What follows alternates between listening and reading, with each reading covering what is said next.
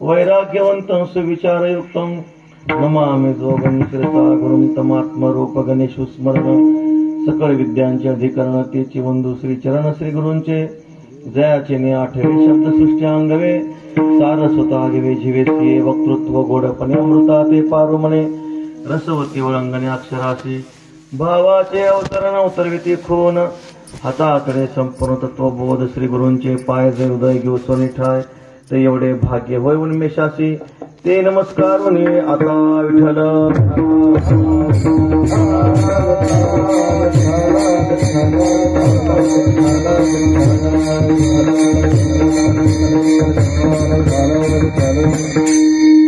ऐसा ज्याचा अनुभव विश्वदेव सत्यत्वे देवतया जवरी असे पापनासे दर्शने अनंत कृपासागर षड्गुण ऐश्वर्य संपन्न सच्चिदानंद घन कर्तुम अकर्तुम अन्यथा कर्तुम सर्वशक्तिमान श्री रुक्मिणी प्राण संजीवन भगवान पांडुरंगाच्या अखंड असीम अहैतुकी कृपेने महाकैवल्य तेजोनिधी साधकांचे मायबाप ज्ञानियांचे शिरोमणी भगवान श्री ज्ञानोबराय पंढरीरायाचे प्रेम भांडारी भक्त शिरोमणी श्री संत नामदेवराय पैठण निवासी शांती ब्रह्म श्री संत एकनाथ महाराज वैरागी राग रसिक जगद्गुरु श्री तुकोबराय अखिल संत मांदियाळी यांच्या परम कृपेने आणि आशीर्वादाने प्रस्तुत समय प्रातस्मरणीय स्वानंद सुखनिवासी श्री यादवानंद श्री महाराज यांच्या पुण्यस्मरणाच्या महोत्सवाच्या निमित्तानं असणारी ही सेवा गोड असा श्री तुकोबरायांचा 4 चरणाचा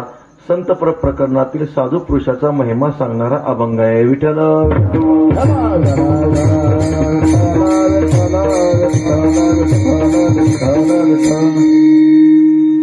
परमपूज्य आदरणीय श्री आमचे तीर्थस्वरूप शिवाजी बाबा त्यांच्या आज्ञेने ही प्राप्त झालेली सेवा तुकोबरांच्या भाषेमध्ये सेवके करावे सांगितलेले काम शिक्क्याचा तो धर्म स्वामी राखे या तुकोबरांच्या वचनानुसार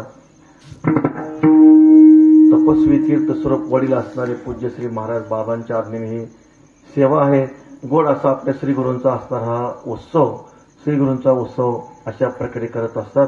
ज्ञानेश्वर महाराज सांगतात ज्याच्या मुखामध्ये सतत गुरुचं स्मरण आहे जयाचे वक्तव्य आहे गुरुनामाचे मंत्र गुरुवाक्या वाचून शास्त्र हातीनं शिवे म्हणजे ज्याच्या मुखामध्ये आपल्या गुरुचं स्मरण आहे ज्याचं शास्त्र गुरुवाक्य प्रमाण हेच ज्याचं शास्त्र आहे अशी त्यांची श्री गुरुवर असणारी निष्ठा आहे.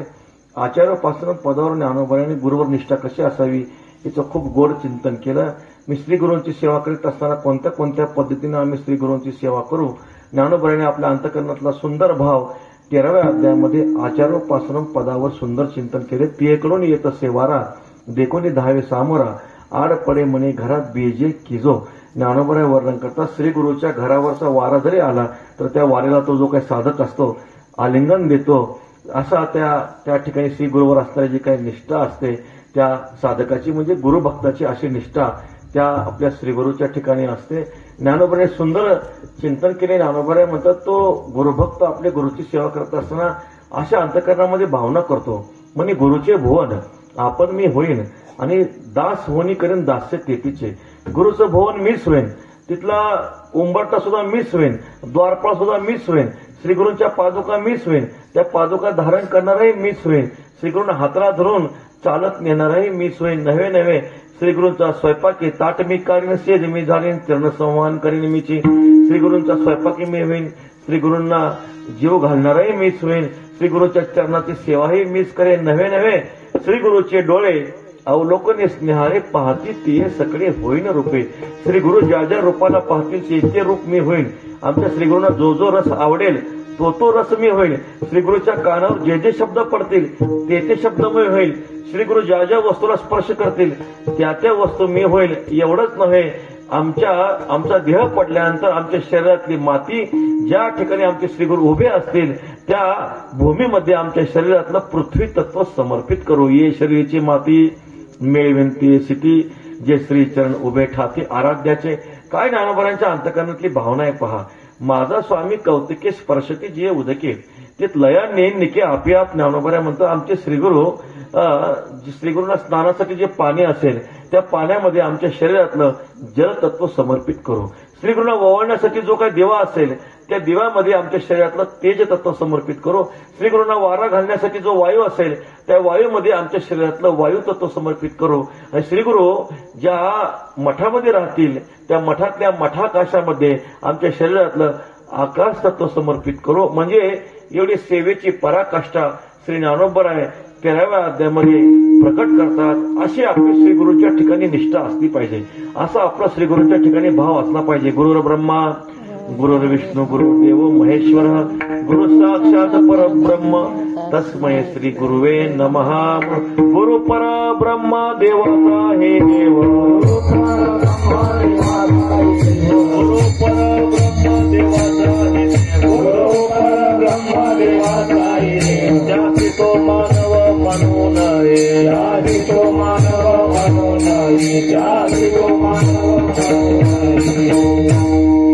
परब्रह्म देवाचा हे देव त्यासी तो मानव म्हणू नये. म्हणून आपल्या वारकरी संप्रदायामध्ये गुरुची परंपरा जी आलेली आहे खूप सुंदर अशा प्रकारचे आचार्योपासन पदाची पद्धत जी आहे. श्री गुरु निवृत्तीनाथ महाराज, श्री गुरु ज्ञानोबराय, श्री गुरु जनार्दन स्वामी, शांतीब्रह्म एकनाथ महाराज, सद्गुरु बाबाजी चैतन्य, जगद्गुरु श्री तुकोबराय, जगद्गुरु श्री तुकोबराय, संत शिरोमणी श्री निळोबाराय महाराज आदी जी काही गुरु शिष्याची परंपरा अनादी कालापासून, वैदिक कालापासून, पौराणिक कालापासून ही सेवेची परंपरा आपल्या संप्रदायामध्ये आलेली आहे. नवे नवे भगवान परमात्मा, स्वतः भगवान परमात्मा श्री गुरूंची सेवा करतात. रामनामी करिता घोष तेने तुटती भवपाश तोही शरण श्री वसिष्ठास गुरु भक्तीस सादर. महाराज वर्णन करतात परमात्म्याचं राम नामाचं चिंतन केल्यानंतर भवपाश तुटतात, पण तेच प्रभू रामचंद्र आपल्या वसिष्ठ मुनींची सेवा करतात. पूर्ण ब्रह्म श्रीकृष्णनाथ तोही मनवी गुरुभक्त दुर्वासोशीची सेवा करीत नित्य मुक्ती लागे. पूर्ण ब्रह्म श्रीकृष्णनाथ आहेत, परमात्मा पूर्ण ब्रह्म आहेत, पण तरी सुद्धा परब्रह्म असणारे श्रीकृष्ण परमात्मा दुर्वासोशीची संदीपनी ऋषीची सेवा करतात. विठ्ठल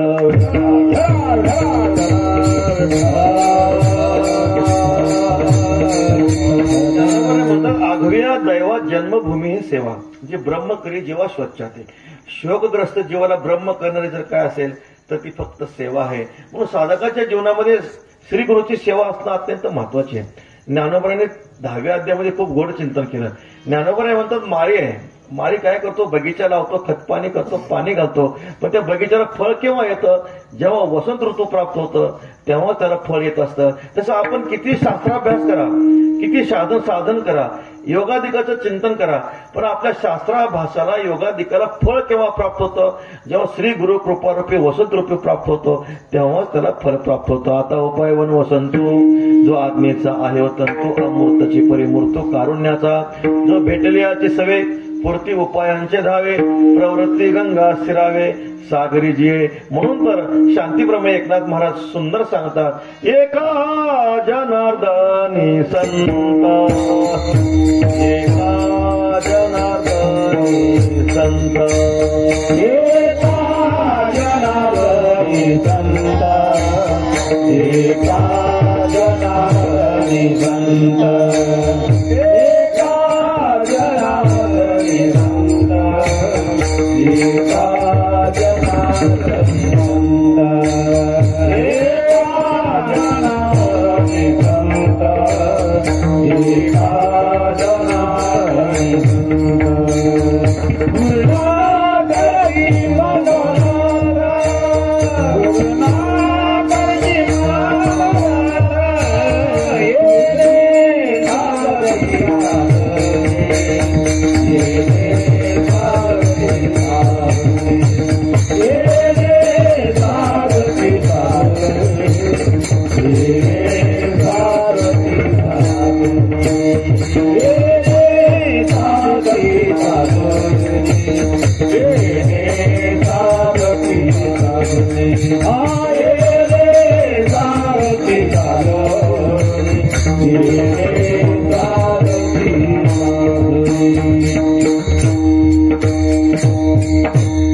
जनार्दनी संत पूर्ण करीती मनोरथेने साधती साधने तुटती भवाची बंधने. म्हणून साधू पुरुषाच्या जीवनामध्ये अत्यंत कृपा असणं अत्यंत महत्वाचं आहे.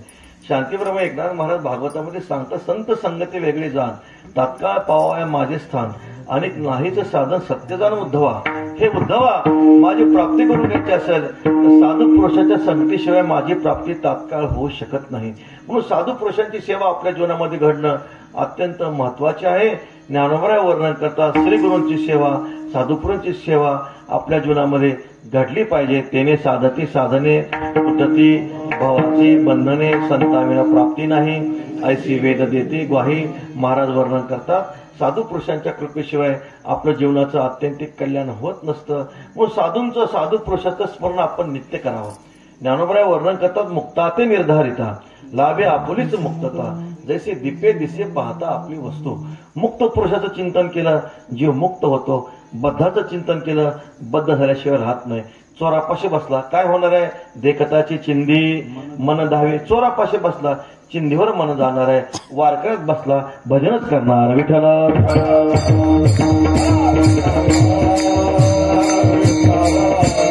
ज्ञानोबराय म्हणतात तैसे हरपले आपण ते पावे, ते संता ते पाहता घेवसावे. मनोनी वानावे ऐकावे. 7 दिवस नाही बरं तेच सदा. ज्ञानोबराय वर्णन करतात तेच महापुरुषाचं जे स्मरण आहे आपल्या हृदयामध्ये अखंड त्या महापुरुषांचं स्मरण असलं पाहिजे. त्या महापुरुषांचं आपण जर स्मरण केलं, चिंतन केलं, पुण्यवंत व्हावे. घेता सज्जनाचे नावे कामने पापे, जाती संतांचे या जपे. अशा कृतज्ञता भाव आपल्या अंतःकरणामध्ये असला पाहिजे. कृतज्ञता भाव अत्यंत महत्वाचा आहे. कृतज्ञता ही जी काही भावना आहे पुण्याची आहे. म्हणून आपल्या जीवनामध्ये ज्या महापुरुषांनी उपकार केलेत त्या महापुरुषांच्या बद्दल आपल्या जीवनामध्ये किती कृतज्ञता पाहिजे. काय द्यावे त्यासी व्हावे उतराये, ठेविता हा पाय जीव थोडा. महाराज सांगतात तुका म्हणे यांच्या उपकारासाठी नाही माझे गाठी काही. मला सांगा श्री गुरुच्या ऋणातून आपण उतराई होऊ शकतो का? श्री गुरुच्या ऋणातून आपण कधी उतराई होऊ शकत नाही. बरं आपण श्री गुरूंना कल्पतरू देऊ म्हटलं तरी उतराई होऊ शकेल का? कधी होऊ शकणार नाही. कल्पतरू कल्पना वाढवतं. ज्या महापुरुषांनी आपली कल्पना घालवली त्यांना आपण कल्पतरू देऊन उतराई होऊ शकत नाही. म्हणून तर ज्ञानोबराय श्री गुरु निवृत्तीनाथांचं वर्णन करताना म्हणतात जय जय देव श्री गुरु अकल्पनाख्य कल्पतरो स्वसंविद द्रुम बीज प्ररो. हानावनी ज्ञानोबराय वर्णन करतात आमचे श्री गुरु कसे आहेत? अकल्पनाख्य कल्पतरो, कल्पनातीत ब्रह्म वस्तूची प्राप्ती करून देणारे आमचे श्री गुरु निवृत्तीनाथ महाराज आहेत. म्हणून कल्पतरू देऊन उतराई होऊ शकत नाही. पण श्री गुरुच्या ऋणातून चिंतामणी देऊ म्हटलं तर चिंतामणी काय करतो? चिंता वाढवतो. ज्या श्रीगुरूंनी आमची चिंता घालवली त्यांना आम्ही चिंतामणी देऊन उतराई होऊ शकत नाही. श्री गुरूंच्या ठिकाणी कामधेनू देऊ अशी आम्ही धारणा केली तर कामधेनू कामना वाढवते. पण आमच्या श्रीगुरूंनी कामनाच घालवून टाकली. कामधेनू देऊनही आम्ही उतराई होऊ शकत नाही. बर श्री गुरूच्या ऋणातून उतराई होऊ म्हटलं, आपला जीव जरी देऊ म्हटलं, जीव परिच्छिन्न आहे. ज्या महापुरुषांनी व्यापक वस्तू प्राप्त करून दिली त्यांना परिच्छिन्न वस्तू देऊन उतराई होऊ शकत नाही. विठ्ठल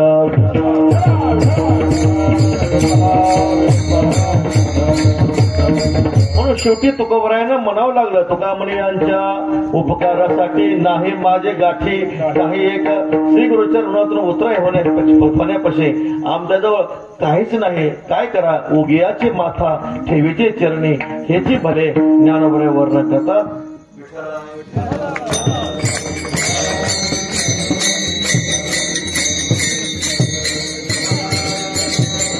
संत तीर्थासे तीर्थ झाला तोची एक, मोक्ष तेने दर्शने. संत महात्मे कसे तीर्थराज आहेत. संत महात्मे तीर्थाला तीर्थत्व आणून देणार आहेत. महाराज सांगतात तीर्थी कुर्वंती तीर्थाने, सुकर्मी कुर्वंती कर्माने, सत्शास्त्री कुर्वंती शास्त्राने. साधू पुरुषाचा महिमा असा आहे संत महात्मे तीर्थाला सुतीर्थ करतात, कर्माला सुकर्म दशेला आणतात, शास्त्राला शास्त्र दशेला आणतात. असे संत महात्मे कसे आहेत? तीर्थराज आहेत. जयाचे नाव तीर्थरावो, दर्शने प्रशस्ती ठावो, जयाचे निसंगे ब्रह्म भावो, भ्रांताचे. ज्ञानोबराय वर्णन करतात तीर्थराव आहेत ते ज्यांचं स्मरण केलं, विपाये जरी आठवला चित्ता तरी दे आपली योग्यता. हे असो तया ते प्रशंसिता लाभाते. ज्ञानोबराय वर्णन करतात सहज जाता जाता जरी त्या महापुरुषांचं स्मरण घडलं तरी आपला आत्मकल्याण झाल्याशिवाय राहणार नाही. असं वस्तुनिष्ठ महिमा त्या साधू पुरुषांचा आहे. म्हणून त्या साधू पुरुषांचं जे स्मरण आहे आपण नित्य केलं पाहिजे. असं सांगतं पितरांची पुण्यतिथी असते. जर आपण पितरांची पुण्यतिथी केली नाही तर शास्त्र सांगतं त्यांना वर पाणी मिळत नाही, असं शास्त्र सांगतं. त्यांना अन्न पाणी मिळत नाही. तसं साधूंचं पुण्यस्मरण जर आपण केलं नाही तर त्यांना पाणी मिळत नाही असं नाही महाराज, आहे की नाही? गुरुवर गौऱ्य प्रातस्मरणी वैकुंठवासी घुलेबाबा नेहमी सांगायचे, महापुरुषांचं पुण्यस्मरण जर आपण केलं नाही तर त्यांचं काही बिघडत नाही, आपलं बिघडू नये म्हणून त्यांचं पुण्यस्मरण करायचं. विठ्ठल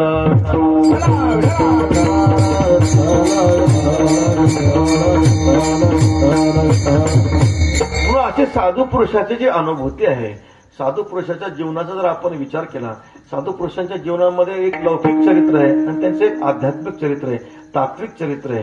श्री गुरु निवृत्तीनाथांचा महिमा गात असताना ज्ञानोबारांनी श्री गुरु निवृत्तीनाथ महाराजांचं तात्विक स्वरूपाचं चिंतन केलं. निवृत्तीनाथांचं लौकिक वर्णन ज्ञानोबारांनी कुठंच केलं नाही. निवृत्तीनाथ महाराजांची उंची एवढी होती, निवृत्तीनाथ महाराजांचा वर्ण असा होता, निवृत्तीनाथ महाराजांचं वजन एवढं होतं, असं कुठं वर्णन केलं आढळतं का हो? ज्ञानोबारांनी असं लौकिक वर्णन कुठेही केलं नाही. ज्ञानोबारांनी आपल्या श्रीगुरूचं वर्णन करत असताना नेहमी तत्वदृष्टीनं अध्यात्म दृष्टीनं वर्णन केलं. नमो विशदबोध विदग्धा विद्यारविंद प्रबोधा परा प्रमेय प्रमोदा विलासिया जय जय शुद्धे उदारे प्रसिद्धे अनवरत आनंदे वर्षतीये जय जय देव निर्मळ निजना अखिल मंगळ जन्म जरा जरद जाळ प्रभंजन मावळवित विश्वाभासो नवल उदयला चंडांशो अद्वयाजिनी विकासो वंदू आता जय जय आचार्या समस्त सर्वर्या प्रज्ञा प्रभात सूर्या सुखोदया. हे सर्व निवृत्तीनाथ महाराजांचं श्रीगुरूचं वर्णन केलं, तत्वदृष्ट्या वर्णन केलं, लौकिक वर्णन केलं नाही. साधू पुरुषाचं जे काही तत्वदृष्टी चरित्र असतं, आध्यात्मिक चरित्र असतं, ते आध्यात्मिक चरित्र जगाच्या उद्धारासाठी लोक करत असतं. साधू पुरुषाचं जे काही पाहणं आहे, साधू पुरुषाचं पाहणं, साधू पुरुषाचं बोलणं, साधू पुरुषाचं चालणं, साधू पुरुषाच्या प्रत्येक क्रिया जगाला लोकोपकारक आहेत, आदर्श आहेत. महाराज त्याची आचरती पावले पावनी सात्विक श्रद्धा चाले तो त्याची फळ ठेवले ऐसेल आहे. ज्ञानोबा वर्णन करता श्रुती स्मृतीचे अर्थ आपण होणी मूर्त अनुष्ठाने जगात देत वडील जे संत महात्मे असतात त्यांच्या बोलण्यामध्ये, त्यांच्या पाहण्यामध्ये, त्यांच्या चालण्यामध्ये, त्यांच्या क्रियेमध्ये प्रत्येक त्यांच्या दयाचे लिले माझी नीती जियाने दिसे ज्ञानोबा वर्णन करतात. त्यांच्या प्रत्येक क्रियेमध्ये मोठा धर्म असतो, मोठा धर्म जोपासला जातो. म्हणून साधू पुरुषांचं जे काही चरित्र आहे, साधू पुरुषांचा जो काही तात्विक अनुभव आहे तो जगाने घेतला पाहिजे. तुमचा आमचा अनुभव जगाने घेऊ नये. आपल्या अनुभवामध्ये काय फारसा बदल नसतो.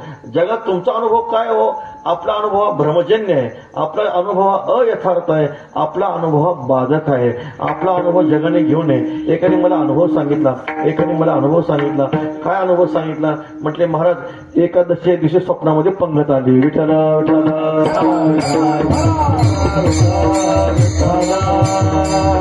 हा काय अनुभव चांगला आहे का? जीवाचा अनुभव भ्रमजन्य आहे, अयथार्थ आहे, बाधक आहे. आपला अनुभव लोकांनी घेऊ नये, आपला अनुभव जगाने घेऊ नये. आपल्या अनुभवामध्ये फारसं स्वारस्य नसतं, पण साधू पुरुषाची अनुभूती यथार्थ आहे, प्रमा आहे. त्या अनुभूतीचा अनुभव सर्व जगाने घेतला पाहिजे असं श्री तुकाराम महाराज सांगतात. अनुभव नाही अशी वस्तू जगामध्ये नाही. प्रत्येकाला अनुभव आहे, कोणी असो. चेतन वर्गामध्ये सगळा अनुभव आहे महाराज. जगाचा विचार सोडून द्या, पण चेतन वर्गामध्ये सगळा अनुभव नाही. कोणी म्हणेल त्यांना अनुभव नाही, मग त्यांना अनुभव नाही, त्यांना काय म्हणावं लागेल? त्यांना मड म्हणावं लागेल. मग ऐका नाही, चेतन वर्गामध्ये सगळा अनुभव आहे. मड्याला कसल्याही प्रकारचा अनुभव नसतो, जड वस्तूला कसल्याही प्रकारचा अनुभव नसतो. ब्रह्म आहे, ब्रह्म अव्यवहार्य आहे, ब्रह्म अव्यवहार्य आहे. पण त्या ब्रह्माला हे अनुभव माया उपाधी स्वीकार केला की त्या ब्रह्मालाही अनुभव येतो. कोणता अनुभव येतो? अहम मी सर्व यज्ञानाम भोक्ताचे प्रभुरेवच. त्या ब्रह्म वस्तूलाही अनुभूती प्राप्त होते. म्हणजे अनुभव नाही अशी वस्तू नाही. जगामध्ये प्रत्येकाला अनुभव आहे, पण साधू पुरुषाचा अनुभव वेगळा, तुमचा आमचा अनुभव वेगळा, जीवाचा अनुभव वेगळा, संतांचा अनुभव वेगळा. अनुभव नाही अशी वस्तू जगामध्ये नाही. बादशाह असतो, मूर्ख बादशाह असतो. त्या बादशाह सभेमध्ये बिरबल असतात. बिरबलाचा मुलगा एकदा सभेमध्ये आला. बिरबलाचा मुलगा एकदा सभेमध्ये आल्यानंतर त्या मूर्ख बादशाने बिरबलाच्या मुलाला विचारलं, अरे तुझा बाप एवढा पंडित आहे, तू काही शिकतो का नाही? त्यावेळेस त्या मुलाने सांगितलं, थोडाफार शिकतो म्हणे. थोडाफार शिकतो म्हणजे किती शिकतो? जे काय शिकत नाहीत त्यांच्यापेक्षा फार शिकतो, जे भरपूर शिकतात त्यांच्यापेक्षा थोडा शिकतो. विठ्ठल विठ्ठल.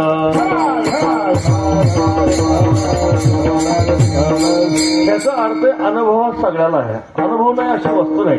जगामध्ये सगळ्याला अनुभव आहे, पण तुमचा आमचा अनुभव भ्रमजन्य आहे, अयथार्थ आहे, बाधक आहे. पशुच्या अनुभवामध्ये आणि आपल्या अनुभवामध्ये फारसा फरक नाही. पशुच्या अनुभवामध्ये आणि आपल्या अनुभवामध्ये फारसा फरक नाही. पशु कडबा खातात आणि आपण जिलबी खातो, काय फरक आहे हो? दोन्ही एकच विषय सेवन करतात, रस विषय. पशु कडबा खातात, आपण काय करतो, काहीतरी भोग वस्तू खात असतो. म्हणजे दोन्ही रस विषयाचंच सेवन करतात. पशुच्या अनुभवामध्ये आणि आपल्या अनुभवामध्ये कसल्याही प्रकारचा फरक नाही. पण साधू संतांचा जो अनुभव आहे, येणे बोधे आम्ही असो सर्व काळ करो हे निर्मळ हरिकथा आम्ही भूमीवर एक पै दैवाचे निधाने वाचे सापडले. म्हणून जे प्रातस्मरणीय सद्गुरू श्री यादवानंदजी महाराज यांचं जे काही तात्विक अनुभूती आहे, त्या तात्विक अनुभवाचं चिंतन जगद्गुरू श्री तुकोबर आहे. सेवेला घेतलेल्या अभंगाच्या प्रथम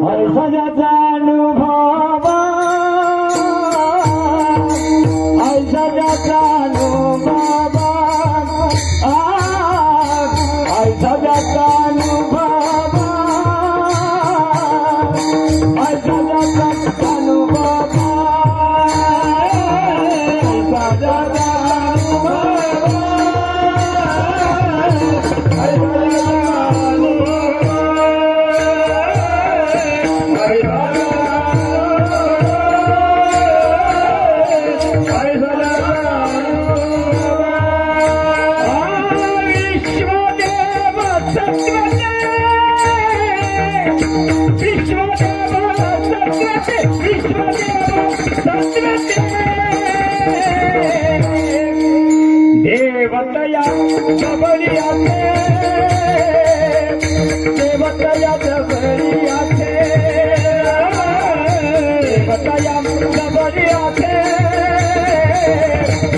देवतया सबरियाते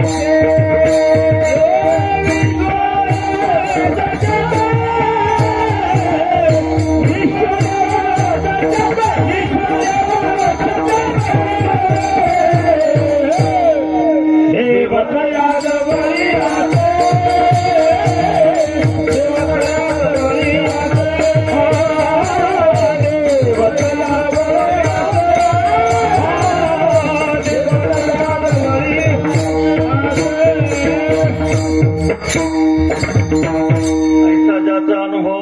विश्वदेव सत्यत्व श्री तुकाराम महाराज सांगतात. साधू पुरुषाची जी अनुभूती आहे, साधू पुरुषाची अनुभूती श्री तुकोबर आपल्या पुढे प्रकट करतात. ऐसा ज्याचा अनुभव, ऐसा शब्द हा व्यावर्तक शब्द आहे, वेगळा करून दाखवणार आहे. ऐसा म्हणजे हा अनुभव फक्त संतांचा आहे, हा अनुभव आपला नाही, हा अनुभव तुमचा आमचा नाही. ऐसा शब्दाने फक्त साधू पुरुषाची अनुभूती तुकाराम महाराज सांगतात. ऐसा ज्याचा अनुभव विश्वदेव सत्यत्वे, सत्यत्व हे विशेषण आहे. सत्यत्वानं त्यांना हे दिसणारं विश्वरूपानं न दिसता परमात्मा रूपानं अनुभवाला येतं. काय साधू पुरुषाची अनुभूती असेल विचार करा. महाराज तुकाराम महाराज जगापुढे अनुभूती प्रकट करताना थोडं भागवताचं आपण जर चिंतन केलं, श्रीमद भागवतामध्ये 3 प्रकारचे भक्त सांगितले. 3 प्रकारच्या भक्ताचं लक्षण सांगितलं. एक उत्तम भक्त, मध्यम भक्त आणि प्राकृत भक्त. प्राकृत भक्ताचं लक्षण सांगत असताना नाथ महाराज सांगतात, पाषाण प्रतिमा हाची देव तेथेचे ज्याचा पूर्ण भाव. ज्याला फक्त मूर्तीमध्ये देव दिसतो त्याला प्राकृत भक्त म्हटलं गेलेलं आहे. म्हणजे ज्याला फक्त मूर्तीमध्ये शांतीब्रह्म गुरुवर्य मारुतीभाऊ गोड सांगतात, एखादा मनुष्य बिडी ओढत चाललेला असतो, बिडी ओढत चालला त्याला मंदिर दिसलं ते बिडी देवळामध्ये ठेवतो, देवळीत ठेवतो, देवला लोटांगण घालतो, परत ते बिडी ओढत निघून जातो. विठ्ठल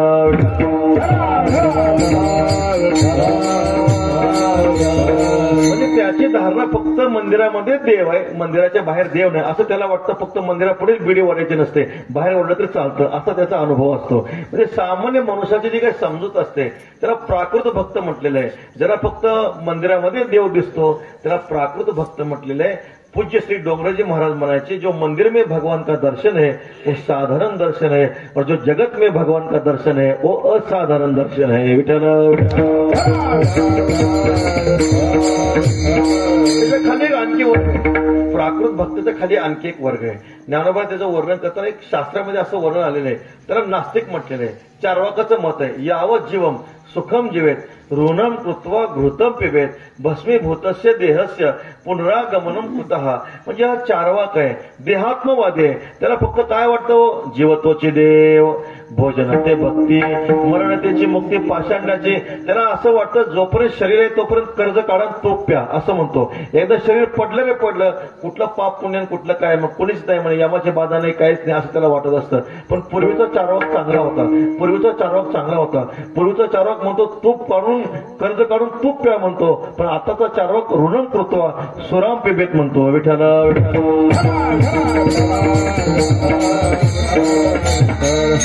तुकाराम माझे हे जे वर्णन केलंय म्हणजे जीव तोची देव, या देहालाच तो देव म्हणतो. या देहाची भक्ती कशी करायची, चांगलं चांगलं करून खायचं हीच त्याची भक्ती आहे. आम्ही एका गावाला गेलो होतो, तिथे अशी लिस्ट होती, जशी सप्त्यामध्ये पहाऱ्याची लिस्ट असते आहे की नाही, 6 ते 8 कोणी घ्यायचा, 8 ते 10 कोणी घ्यायचा, तशी तिथे लिस्ट होती. पण ती लिस्ट कशाची होती माहिती का, सोमवार, मंगळवार, बुधवार, गुरुवार, शुक्रवार, शनिवार, रविवार, मग 8 नाव होते, वाराचे नाव होते.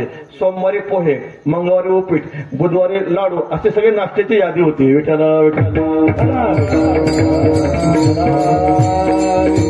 महाराज सांगतात पिंड पोसावे हे अधमाचे ज्ञान आहे की नाही, विलास मिष्टान करून या. तुकाराम महाराज म्हणतात म्हणजे त्या वारात तो नाश्ता झाला पाहिजे, एवढी माणसं काळजी घेतात. तुकाराम महाराज सांगतात म्हणजे देहाला देव समजायचं, त्याची भक्ती काय, भोजन ते भक्ती, चांगलं करून खाणं ही त्या शरीराची भक्ती झाली. आणि मोक्ष काय, देह पडला म्हणजे मोक्षच आहे, असं ते सामान्य चारवाकाचं नास्तिकाचं तत्वज्ञान असतं. असो ती वयाने कायशी मूर्खाची बोलणे ज्ञानोबरे वर्णन करतात. पर 3 भक्त आहेत, प्राकृत भक्त, मध्यम भक्त आणि उत्तम भक्त. प्राकृत भक्त चिंतन करताना ज्याला फक्त मूर्तीमध्ये देव दिसतो तो प्राकृत भक्त झाला. पुढे भक्ताचं चिंतन करत असताना मध्यम भक्ताचं लक्षण नाथ महाराज सांगता, ईश्वरेषु तदधीनेषु बालिशेषु द्विषस्वच प्रेम मैत्री कृपोपेक्षा यत् करोति स मध्यमः. भगवान परमात्मा सांगतात उद्धवजी ऐका, ईश्वरेषु तदधीनेषु, मध्यम भक्त ईश्वराच्या ठिकाणी प्रेम करतो. तदधीनेषु, ईश्वराचे जे भक्त आहेत त्याच्या ठिकाणी तो मित्रत्वाची धारणा करतो. बालिशेषु, आज्ञाने जे आहे आज्ञाने कृपा पात्र समजतो, आणि जे द्वेषी आहेत त्यांची उपेक्षा करतो. म्हणजे 4 ठिकाणी 4 प्रकारची भावना निर्माण झाली. जो मध्यम भक्त असतो, मध्यम भक्त देवाच्या ठिकाणी प्रेम करतो, देवाचे जे भक्त आहेत त्यांच्या ठिकाणी मित्रत्वाची धारणा करतो. जे आज्ञाने आहेत आज्ञाने कृपा पात्र समजतो, आणि जे द्वेषी आहेत त्यांची काय करतो, पापी आहेत त्यांची उपेक्षा करतो. भिन्न भिन्न ठिकाणी भिन्न भिन्न प्रकारची भावना झाली. पण जो श्रेष्ठ भक्ताचं चिंतन करा, आपल्या वारकरी संप्रदायाचा विचार केला तर ईश्वर आणि ईश्वराचे भक्त त्यांच्यामध्ये अभेद आहे. देवते संत निमित्त त्या प्रतिमा तुकाराम महाराज सांगतात. तुका म्हणे येथे नाही भिन्न भाव, भक्त तोची देव, देव भक्त, देव आणि भक्त दुजा नाही विचार. हा वारकरी संप्रदायाचं तत्वज्ञान आहे. पण तो मध्यम भक्त ईश्वराच्या ठिकाणी प्रेम करणार, देवाच्या भक्ताच्या ठिकाणी मित्रत्वाची धारणा करणार, आज्ञाने जीवाच्या ठिकाणी आज्ञाने जीव कृपा पात्र समजणार, म्हणजे द्वेषी आहेत पापी आहेत त्यांची निरंतर उपेक्षा करणार, हा मध्यम भक्त झाला. उत्तम भक्ताचं लक्षण सांगताना शांतीब्रह्म एकनाथ महाराज भागवतामध्ये श्रीकृष्ण परमात्मा सांगतात, सर्वभूतेषु यः पश्येद भगवद्भावम् आत्मनः भूतानि भगवत्यात्मन नेश भागवतोत्तमः. भागवतोत्तम कोण आहे, ज्याला सर्व चराचरामध्ये भगवान पांडुरंगाचं दर्शन होतं तो उत्तम भक्त आहे. विठ्ठल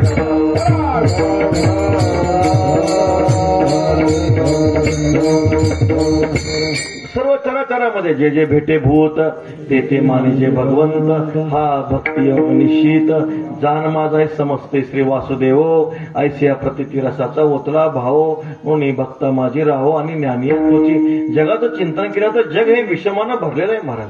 हे विषमाने नटलेल्या जगामध्ये एकत्व वस्तूची अनुभूती येणं अत्यंत कठीण आहे.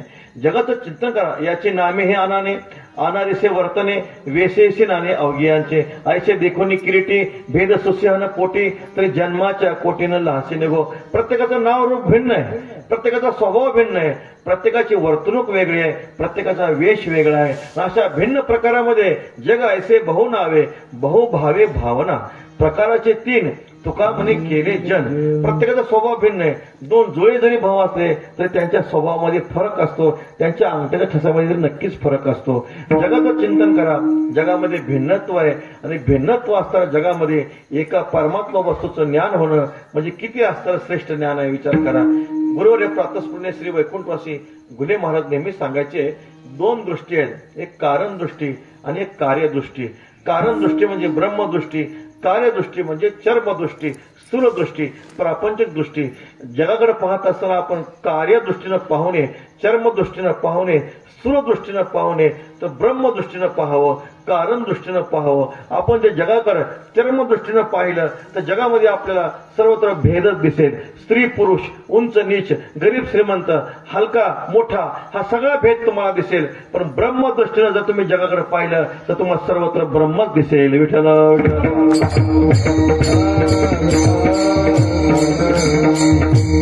ज्ञानोबाने वर्णन करतात. पहा, ज्ञानोबाने सांगतात भोपळ्याची वेल आहे. त्या भोपळ्याच्या वेलीला लांबट भोपळे येतात, वाकडे भोपळे येतात, गोल भोपळे येतात. ज्ञानोबा म्हणतात भोपळा वाकडा असू द्या, भोपळा गोल असू द्या, भोपळा लांबट असू द्या, आहे काय? भोपळाच आहे. फरक आहे का हो? फरक नाही. लांबट भोपळा असू द्या, गोल असू द्या, वाकडा तिकडा असू द्या, आहे काय? भोपळा आहे. माऊली वर्णन करतात गगनभरी धारा परी पाणी एकची असे विरा, तैसा या भूताकारा सर्वांगी तो. पावसाळ्यामध्ये पावसाच्या असंख्य धारा असतात ना. किती धारा असतात मोजू शकतो का आपण महाराज? पावसाच्या धारा मोजू शकत नाही. पावसाच्या धारा असंख्य आहेत, पावसाच्या धारा अनेक आहेत, पण पाणी मात्र एकच आहे. विठ्ठल विठ्ठल.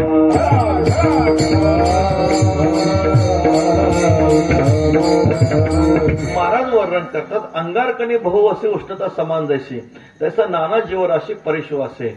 आता उष्णतेचं साहजिक साधन आहे, भिन्न भिन्न आहे. पूर्वकालामध्ये उष्णतेचं साधन हे चूल होतं, तदनंतर स्टोव्ह आला, आता गॅस आलाय. आहे की नाही? आता गॅस आहे. पूर्वकालामध्ये स्टोव्ह होता, त्याच्या पूर्वकालामध्ये चूल होती. आम्हाला काय म्हणायची? चूल असू द्या, स्टोव्ह असू द्या किंवा गॅस असू द्या, काय जरी असलं, जरी साधन भिन्न असू द्या, अग्नी मात्र एकच आहे. विठ्ठल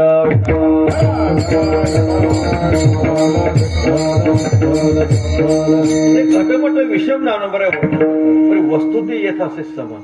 घटमट भिन्न भिन्न आहे, पण घटाकाश मटाकाश कसं आहे? एकच आहे. महाराज वर्णन करतात जग जरी भिन्न भिन्न प्रकारचं असलं, पण या भिन्न जगामध्ये असणारी ब्रह्मवस्तू मात्र कशी आहे? ती एकच स्वरूपाची आहे. संत महात्मा या जगातल्या ब्रह्मस्वरूपाची अनुभूती असते. संत महात्मे जगाकडे पाहत असताना कार्यदृष्टीने कधी पाहत नाहीत. संत महात्मे जगाकडे पाहत असताना ब्रह्मदृष्टीनं पाहतात. संतांना सर्वत्र जगामध्ये ब्रह्माचीच प्रचिती येते. काय झालं? मिथिला नगरीमध्ये सभा भरली. मोठमोठे पंडित होते, सगळे केसरी होते, राष्ट्रीय कीर्तनकार होते, सगळेच होते, सगळे बसले होते तिथं. आणि तिथं बसलेले असताना एक ब्रह्मनिष्ठ महात्मा आला. त्यांचं नाव अष्टावक्र मुनी होते. ते ब्रह्मनिष्ठ होते. 8 ठिकाणी वाकडे होते. आता 8 ठिकाणी वाकडे असल्यामुळं ते शरीर विकृत असल्यामुळं त्यांच्या शरीर एष्टीकडे पाहून सर्व सभेतले जे पंडित होते मोठ्यानं हसू लागले. त्यांचं हसणं थांबल्यानंतर ब्रह्मनिष्ठ अष्टावक्र मुनी हसू लागले. त्यांचं ते हसल्यानंतर जनक राजांना आश्चर्य वाटलं. जनक राजा अष्टावक्र मुनीला म्हणतात, महात्मा हे सगळे तुमच्या शरीरावर पाहून हसतात, तुम्ही कशासाठी हसलात? त्यावेळेस अष्टावक्र मुनी जनक राजाला म्हणतात, हे जनका, हे पंडित म्हणण्याची लायकी नाही, त्यांना कुठे रोजाने कामाला पाठव. विठ्ठल विठ्ठल. ते माझ्या शरीराकडे पाहतात. माझं शरीर वाकडं आहे, माझा आत्मा वाकडा आहे का? माझं शरीर वाकडं असतं, आत्मा कधी वाकडा नसतो. ऊस डोंगा बरी रचन हे डोंगा, काय बोलेला अशी वरलिया रंगा. ऊस वाकडा तिकडं आहे, ऊस काळा आहे. रस कधी वाकडा तिकडा असतो, रस कधी काळा असतो का? महाराज सांगतात नदी डोंगी परी जल नव्हे डोंगे. भगवती गोदावरी मातेचा प्रवाह वाकडा तिकडा आहे, पाणी वाकडं तिकडं असतं का हो? धनुष्य वाकडं आहे, तीर कधी वाकडं असतं का? तसं अष्टावक्र मुनी जनक राजाला म्हणतात, राजा हे सगळे माझ्या शरीराकडे पाहतात, माझ्या कातडीकडे पाहतात, माझ्या देहाकडे पाहतात. यांची चर्मदृष्टी आहे, यांची ब्रह्मदृष्टी नाही. कुठेतरी कामाला पाठव म्हणे. भागवतामध्ये नाथ म्हणजे सुंदर वर्णन केले. नाथ महाराज म्हणतात पुरुषामध्ये आत्मा आहे, स्त्रियामध्ये काय आत्मीय आहे का? विठ्ठल विठ्ठल.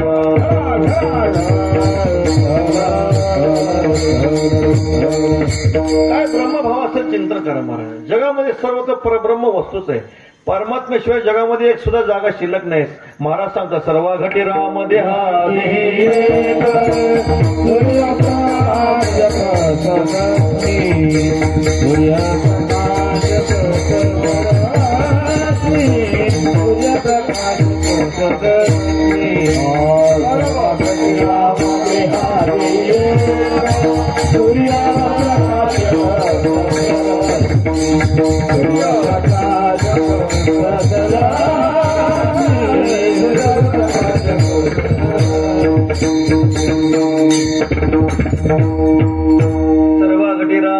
मध्ये एक सूर्यप्रकाशक सहस्र विठ्ठल सळी भरला ठाव कोठे नाही उरला जम्या दृष्टीने पाहिला विठ्ठलाची महाराजांचा विठ्ठल विस्तारला जनी सप्त हे पाताळे भरुनी विठ्ठल व्यापक त्रिभुवनी विठ्ठल मुनी मानसी परमात्म्याची व्याप्ती अशी आहे तो नाही ऐसा ठाव उरला से कवन सर्वत्र संपूर्ण गगन जैसे परमात्म्याशिवाय जागा शिल्लक आहे का?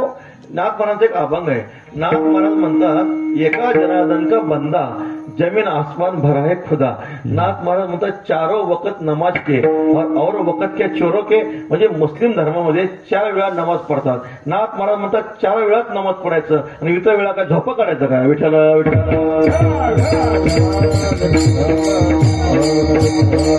एका जनार्दन का बंदा जमीन आसमान भरा है खुदा. नाथ महाराज म्हणतात परमात्मा वस्तू सर्वत्र व्याप्त आहे. परमात्म्याशिवाय एक जागा सुद्धा क्षणभर रीत सुद्धा कहा पगडारू देखे अनेरा देखी तो सब वहिने गेला. ते गवळण म्हणते पाय ठेवावा कुठं? जिथं पाय ठेवावा तिथं माझ्या श्रीकृष्ण परमात्म्याचं स्वरूप आहे. म्हणजे परमात्मा स्वरूपाशिवाय एकही जागा शिल्लक नाही. ज्ञानोबराने 18व्या अध्यायामध्ये गोड चिंतन केले. ज्ञानोबराय वर्णन करता सोनयाची या चंडिका सुवर्ण शिळेची देखा सोनयाची या महिका नाश केला. ज्ञानोबराय म्हणतात सोन्याची जगदंबा सोन्याचा त्रिशूळ आणि सोन्याचा महिषासुर आहे. सोन्याची जगदंबा सोन्याच्या त्रिशूळाने सोन्याच्या महिषासुराला मारते. हा व्यवहार पुजाऱ्याच्या दृष्टीने सत्य आहे. पण सोनाराकडे गेलं तर सोनार म्हणतो जगदंबाही सोन्याची आहे त्रिशूळही सोन्याचं आहे आणि महिषासुरही सोन्याचाच आहे. विठ्ठल विठ्ठल.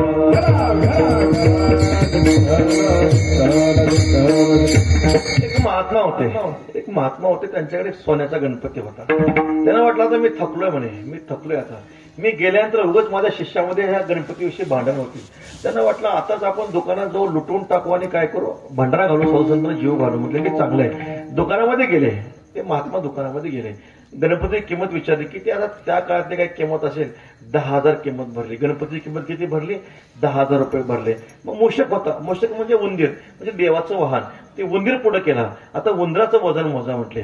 आता गणपतीपेक्षा उंदराचं वजन जास्त होतं कारण देवाला पाठीवर वाजवायचं म्हणजे उंदीर कसा पाहिजे पहिल्यावरच पाहिजे ना. ते उंदराची किंमत होती. उंदराची किंमत 20,000 भरली. गणपतीची किंमत भरली 10,000. ते महात्मा सोनाराला म्हणतात बाबा गणपती देव आहेत गणपती देव आहे आणि उंदीर तर सेवक आहे. मग सेवकाची किंमत कमी पाहिजे आणि देवाची किंमत जास्त पाहिजे. तो सोनार म्हणतो मी गणपतीही पाहत नाही मी उंदीरही पाहत नाही मी पाहतो फक्त सोनं. विठ्ठल.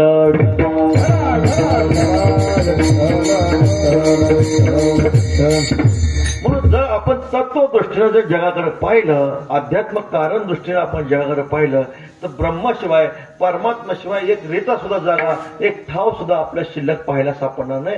सर्वत्र परमात्मा वस्तू कोंदून भरलेली आहे. होईल झाला अंगे देव जो आपण तयासे हे जन अवघे देव तुकाराम महाराज सांगतात. स्वतः परमात्मा वस्तू झालं की जगामध्ये आपल्या सर्वत्र परमात्म्याची अनुभूती आल्याशिवाय राहणार नाही. म्हणून मी वासुदेव तत्वता साधू पुरुषाचं हे ज्ञान आहे. अर्जुन सद्गुरू जोग महाराज होते. जोग महाराजांनी विचारलं तुम्ही कोण आहात म्हटले. आपण कोण आहात? त्या जोग महाराजांनी लगेच ओवी सांगितली अर्जुन पण न घेता मी ऐसे जे पंडूस होता उठत असे ते तत्वता तयाचे रूप. अर्जुनपणाचा त्याग केला जे खाली शिल्लक राहतं तेच आमचं स्वरूप आहे. विठ्ठल. प्रत्येकाच्या हृदयामध्ये मी आहे अशी अनुभूती आहे ना आपल्याला. प्रत्येकाला वाटतं मी आहे मी आहे मी आहे. मी कोण आहे याचं ज्ञान माणसाला नाही पण मी आहे असं वाटतं ना. मी नाही असं कधी माणसाला वाटतं का? रात्री 12 वाजता उठवलं तरी माणसं मी आहे म्हणतातच ना. प्रत्येकाला मी आहे असं वाटतं पण मी कोण आहे याचं तत्वज्ञान माणसाला नाही. मी पणाचा त्याग केला जे खाली शिल्लक राहतं तेच ब्रह्म आहे. विठ्ठल.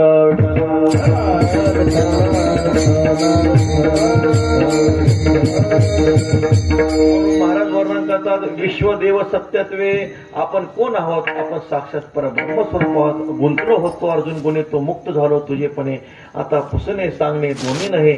मी अर्जुन असं मला वाटत होतं पण मी अर्जुन नाही. अहम वासुदेव मी वासुदेव आहे मी ब्रह्म आहे. आणि जो ब्रह्म झाला त्या जगामध्ये ब्रह्मस्वरूपाची अनुभूती प्राप्त होते. उदाहरण आहे काय झालं शांतीब्रह्म एकनाथ महाराज गंगेची कावड घेऊन रामेश्वर क्षेत्री चालले होते. पुष्कळ मैलाचा प्रवास केला. रामेश्वर क्षेत्र जवळ आले. जवळ आले. आता गंगेचं पाणी भगवान श्री रामेश्वराला समर्पित करायचंय. लीला झाली, एक लीला केली परमात्म्याने. एक दुपारी 2 वाजता वाळवंटामध्ये गाढव तहानेनं व्याकुळ झालं होतं. मान वर केली होती. आता मरणार, तहान लागली होती. सर्व ब्राह्मण पाणी घेऊन जात होते, गावड घेऊन जात होते. पण कुणालाही असं वाटलं नाही गाढवाला पाणी पाजावं, कुणालाही वाटलं नाही. सगळे पाहायचे, निघून जायचे, पाहायचे, निघून जायचे. नाथ महाराज इतक्या लांबून, काशी कुठे, रामेश्वर कुठे विचार करा. गंगेचं पाणी आणलं. नाथ महाराज दृश्य पाहिलं. नाथ महाराजांचं हृदय कळवळलं. महाराजांचा दया संता भांडवल भूतांचे दया, हे भांडवल संता मृदू सभाय नवनीत तैसे सज्जनाचे चित्त. अंतकरण द्रवलं. कावड खाली ठेवली. सगळं जे पाणी होतं त्या गर्दभाच्या मुखामध्ये शांतीब्रह्मनाथ महाराजांनी समर्पित केलं. इतर ब्राह्मण म्हणतात, अहो नाथ महाराज इतक्या लांबून पाणी आणलं, तुम्ही देवाला व्हायच्या ऐवजी गाढवाला व्हाता. त्यावेळेस नाथ महाराज म्हणतात, माझा रामेश्वर गाढवामध्येच आहे. विठ्ठल आता असं का घडलं हो? इतरांना गाढव दिसायचा आणि नाथ महाराज रामेश्वर दिसायचा. का दिसायचा? त्याचं कारण तुकाराम महाराज सांगतात, होईल झाला अंगी देव जो आपण, जो स्वतः देव झालाय त्या जगामध्ये देव दिसतो. आता आपल्याच गाढव का दिसतो ज्याने ठरवावं. विठ्ठल विठ्ठल. भक्त श्रमणी नामदेव यांनी काय केलं, द्वादशीचा प्रसंग होता. भगवान बार्शी क्षेत्र आहे, बार्शी क्षेत्रामध्ये आल्यानंतर द्वादशी होती. सकाळी सुंदर स्वयंपाक केला, देवाला नैवेद्य दाखवायचा होता. एक काय झालं, परमात्म्याने लीला केली. एक श्वान आला, एक कुत्रा आला आणि पोळी घेऊन जाऊ लागला. नामदेव याने हातामध्ये काठी नाही घेतली, तुपाची वाटी घेतली आणि तुपाची वाटी घेऊन देवाला म्हणतात, देवा कोरडी पोळी खाऊ नका, पोट दुखेल. त्यावेळेस भगवंतांनी विचारलं, नामदेव रे कसं काय ओळखलं? नामा म्हणे खेचर पायी ओळखी झाली सर्व ठाई. आम्ही त्याने खेचर विसा केला गुरु, तेव्हा झाला साक्षात्कार. सर्वत्र ब्रह्मप्रचिती आली. हे जन नोहे अवघा जनार्दन, हे जगत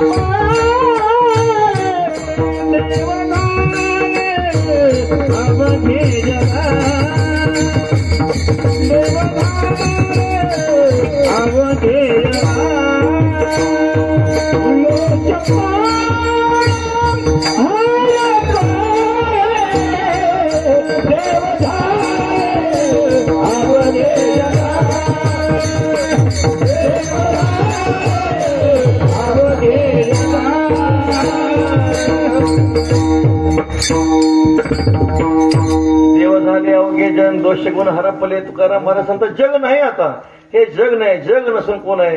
परब्रह्म वस्तू आहे. तुकोबारांच्या चरित्रात एक उदाहरण सांगतो. आता प्रसंग प्रमाण म्हटल्यामुळे ते आठवलं. काय वर्षी तुकोबारांची महिन्याची वारी होती. तुकोबारा आळंदीला यायचे, नारोबारांच्या वद्यवारीला यायचे. वद्य एकादशीला तुकोबारांच्या मंदिर, नारोबारांच्या मध्ये कीर्तन करायचे. आणि मग एकदा तरी तुकोबारे वारीला आले, काय साधारण द्वादशीचा काळ असेल. मग सहज तुकोबारे आपण नानोबारांच्या मध्ये दर्शन केल्यानंतर भगवान सिद्धेश्वराचं दर्शन करतो, नाथ महाराजांच्या पार आहे ते दर्शन करतो, प्रदक्षिणा मारतो, आजार वृक्षाचं दर्शन करतो, आजार वृक्षाखाली बसतो. तुकाराम महाराज आजार वृक्षाखाली बसले. तिथं काही पक्षी होते, पक्षी काही दाणे टिपीत होते. पक्षी दाणे टिपीत असताना तुकोबारे आल्यानंतर ते पक्षी सगळे उडून गेले. विठ्ठल विठ्ठल.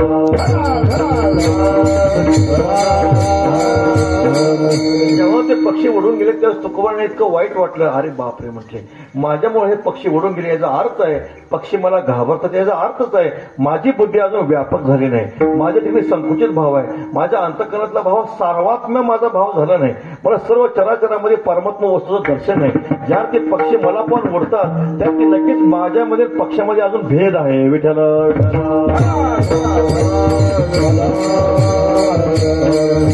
अवघे भूते साम्य आले, देखील म्या काही होती, विश्वास होतो खरा. मग पांडुरंग कृपेचा माझे कोणी न धरू शंका, ऐसे हो का निर्द्वंद तुका म्हणे जे जे भेटे ते ते वाटे मी ऐसे जे जी वस्तू मला भेटेल ते माझं स्वरूप आहे. माझी कुणाशी आपली भेट हो, जड वस्तूशी चेतन वस्तूशी कुणाशी आमची भेट झाली तर ती जड वस्तू चेतन वस्तू दुसरी कोणी नाही तर साक्षात परब्रह्म स्वरूप आहे अशी अनुभूती. तुकोबराने जेव्हा पांडुरंगाचा धावा केला, पांडुरंगा अवघी भूते साम्य आली, देखील मी काय होते, अजून माझ्या अंतकरणामध्ये सार्वत्म्य भाव निर्माण झाला नाही, मला अजून चराचरामध्ये ब्रह्म वस्तू दर्शन झालं नाही.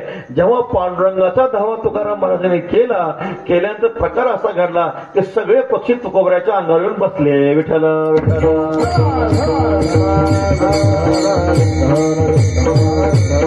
महाराज काय अनुभवाचं चिंतन करा, ऐक नाही. व्याघ्रहीन खाती सर्पदया चित्त शुद्ध तरी शत्रुमित्र होती. व्याघ्रहीन खाती सर्पदया, अंतकरण शुद्ध असेल तर सर्पही चावत नाही, व्याघ्रही माणसाला खात नाही. ते सर्व पक्षी तुकोबऱ्याच्या अंगावर बसले. तुकोबऱ्याने अंग झटकावलं. तिकडे महिपती महाराजांनी इतकं गोड दृष्टांत दिलाय. एखाद्या झाडावर जो पक्षी बसले, विशाल वृक्ष आहे आणि विशाल वृक्षावर जो पक्षी बसले, किती वारा आलं ते झाड असं होतं, पण ते पक्षी उठतात का हो? पक्षी उठत नाहीत. तसं तुकाराम महाराजांनी हात हलवले, तुकोबरे चालू लागले तरी पक्षी अंगावरचे उडतच नव्हते. विठ्ठल विठ्ठल.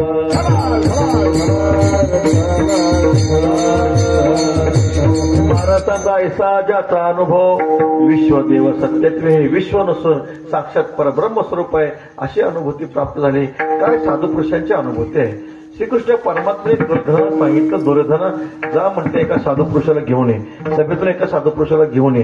दुर्योधन गेला. दुर्योधना कोणी चांगला दिसला का हो? दुर्योधना कोणी चांगला दिसलाच नाही. हा असा तो तसा असा आला. देवाने तो देवाला देव म्हणतच नव्हता, कृष्णा म्हणायचा, म्हणजे मोगाशा मोग कर्मनो. तो श्रीकृष्ण परमात्म्याला परमात्मा मानतच नव्हता, मनुष्य मानायचा, गवळ्याचा पोर मानायचा. म्हणजे कृष्णा त्या सभेमध्ये कोणी चांगला नाही म्हटले. आता काही ज्याची त्याची दृष्टी असते. शांतीब्रह्म एकनाथ महाराज सांगतात, नंतर धर्मराज विष्ठील होते. धर्मराजांना बोलवलं, जावा म्हटले एखादा वाईट मनुष्य घेऊन या. धर्मराज जातात, सभेमध्ये पाहतात नाथ महाराज धर्मराज युधिष्ठिरांना कोणीही वाईट दिसत नाही. विठ्ठल विठ्ठल. भावार्थ रामायणामधला गोड प्रसंग आहे. भावार्थ रामायणातला गोड प्रसंग आहे. जेव्हा श्री लक्ष्मण भैया ब्रह्मशक्ती लागली. ब्रह्मशक्ती लागल्यानंतर नियम असा होता, रात्रीच्या सूर्योदयाच्या पूर्वी जर ब्रह्म संजीवनी वल्ली आणली तर लक्ष्मण भैया जिवंत होणार होते, अन्यथा प्राण जाणार होते. हनुमानजी गेले तरी मारुतीराय गेले. हनुमानजी गेले तिथं काळनेमी नावाचा राक्षस साधूच्या वेशामध्ये बसला होता.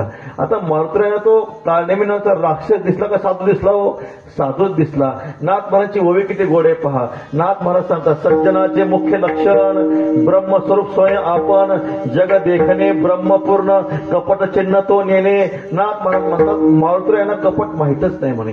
साधू हे मुळात स्वतः ब्रह्मस्वरूप असतात आणि जगाला पाहत असताना सगळं जग ब्रह्मदृष्टीनं पाहत असतात. मारुतीरायांना काळनेमी दिसलाच नाही. मारुतीरायांना कोण दिसला? साधू वाटला. मग परत राक्षस का वाटला?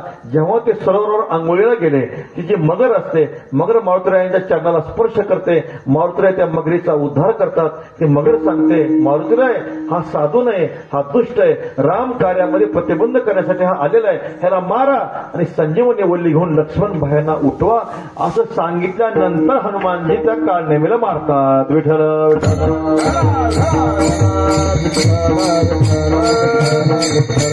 म्हणून तुकाराम महाराज सांगतात, ऐसा ज्याचा अनुभव विश्वदेव सत्यत्वे. साधू पुरुषाची प्रचिती ही साधू पुरुषाची अनुभूती आहे. साधू पुरुषाला या जगामध्ये विश्वामध्ये विश्व न दिसता भगवान पांडुरंगाचं स्वरूप वाटतं. चार प्रकार आहेत. पहिल्या प्रकारामध्ये ते विश्वही असत्य मानतात आणि देवही असत्य मानतात. दुसरा प्रकार आहे विश्व सत्य मानतात पण परमात्मा असत्य मानतात. तिसरा प्रकार आहे विश्वही सत्य मानतात, देवही सत्य मानतात. चौथा प्रकार आहे विश्व नसून विश्व म्हणजे पंढरीनाथ परमात्म्याचं स्वरूप आहे. विठ्ठल विठ्ठल. पहिला जो वर्ग आहे तो आसुरी लोकांचा वर्ग आहे. त्यांच्या दृष्टीने विश्वही नाही आणि देवही नाही. 16व्या अध्यायामध्ये खूप ना भगवान परमात्मा सांगतात असत्यम अप्रतिष्ठन्ते जगदाभर नीश्वरम, म्हणजे जगत नावाची वस्तू नाही आणि परमात्मा नावाची वस्तू नाही. मग काय नाही, फक्त ल्यावे खावे बरे असावे सदैव, ही त्यांची धारणा असते. काय नाही, देवही खोटा आहे, देवही नाही म्हणतात आणि जगतही नाही म्हणतात. हे आसुरी लोकांचं तत्वज्ञान झालं. पुढे चला, जे भोगवादी लोक आहेत, भोगवादी लोकांच्या दृष्टीनं विश्व सत्य आहे पण परमात्मा वस्तू सत्य नाही, ते विश्वाला सत्य म्हणतात. मग काय करा, देवधर्म सांगी पडेले सकळ, विषयी गोंधळ गाजत असे महाराज वर्णन करतात. हे भोगवादी लोक आहेत. भोगवादी लोकांच्या दृष्टीनं विश्व सत्य आहे पण परमात्मा असत्य आहे. पुढे जे काही भेदवादी आहेत, रामानुज मतवादी आहेत, त्यांच्या दृष्टीनं विश्वही सत्य आहे आणि परमात्माही सत्य आहे. देवालाही सत्य मानतात आणि जगालाही सत्य मानतात. पण जे वारकरी संप्रदायाच्या तत्वज्ञानाचं जर आपण चिंतन केलं, हे जग नसून हे जग म्हणजे पंढरीनाथ परमात्म्याचं स्वरूप आहे. ज्ञानोबराय वर्णन करतात, जग पर्वते सारोणी पाहिजे माथे, तैसा न व्यवखेते आगवेमीची. जगाचा बात करा आणि मग देवाचं दर्शन करा असं नाही, त्या जगाच्या रूपानंच देवाचं दर्शन करा. विठ्ठल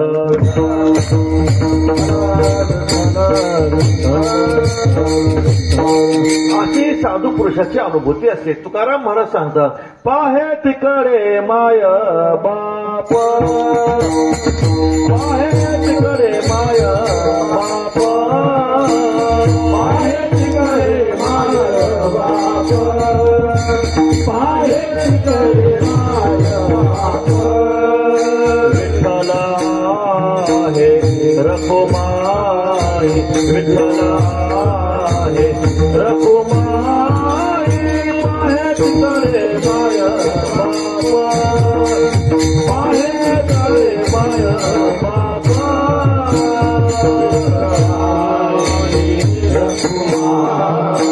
रखुमाई, विठ्ठला हे रखुमाई, पाहे तिकडे माय बाप, पाहे तिकडे माय बाप.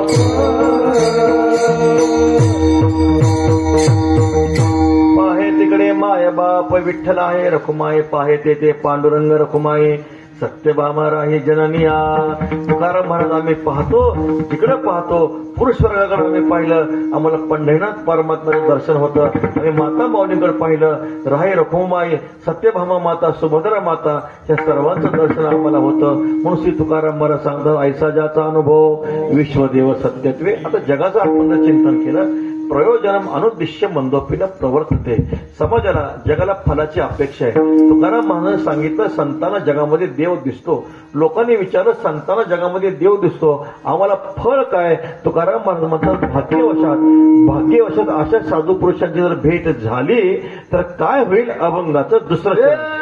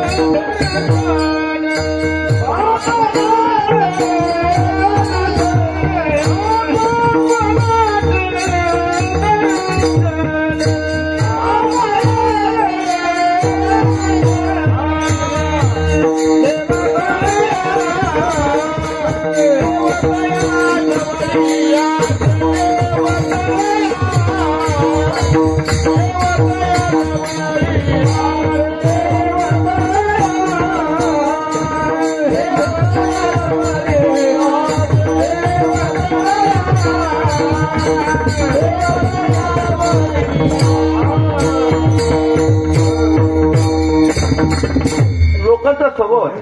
लोकांना फळाशिवाय अपेक्षा नाही. लोक म्हणतात तुमच्या संतांना देव दिसतो पण आम्हाला त्या संतांचा फायदा काय? तुकाराम महाराज म्हणतात भाग्यवशात अशा साधू पुरुषांची भेट झाली, भाग्याचा उदय ते हे जोडी संत अशा महापुरुषांचं दर्शन झालं. काय होणार आहे? पाप नासे दर्शने, त्यांच्या दर्शनामध्ये पाप गेल्याशिवाय राहणार नाही.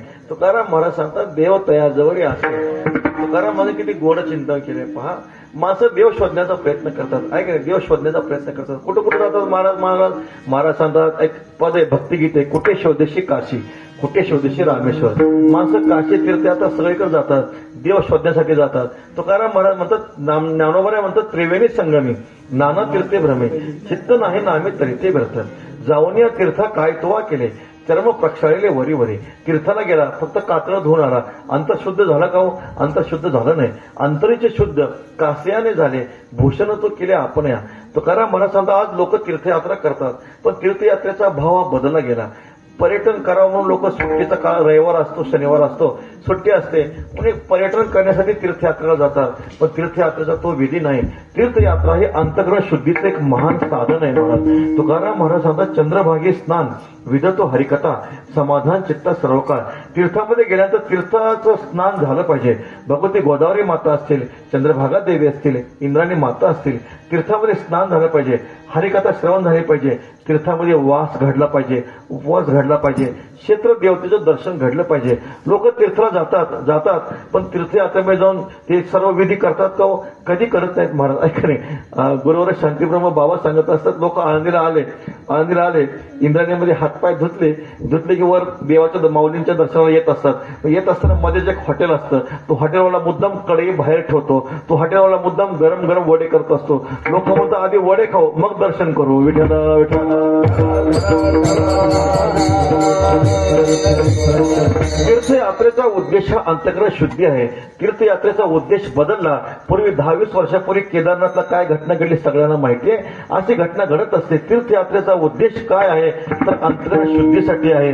तुकाराम महाराज म्हणतात कुठं तुम्ही तीर्थी धोंडा पाणी. तीर्थाला तुम्ही जाताय, तीर्थामध्ये काय धोंडा आणि पाणी आहे. मग भगवान परमात्मा कुठे आहे?